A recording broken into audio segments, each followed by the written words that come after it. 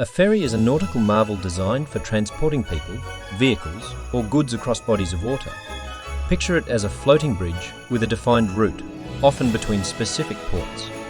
Ferries are larger, sturdier vessels, equipped for regular, scheduled journeys, catering to both passengers and cargo. On the other hand, a boat is a broad term encompassing various watercraft, ranging from petite rowboats to mighty yachts. Unlike ferries, boats lack a fixed route or schedule, granting more freedom in navigation. Boats are versatile, serving diverse purposes like fishing, recreation, or transportation. So, while ferries stick to a structured course, boats sail the seas with diverse missions and destinations.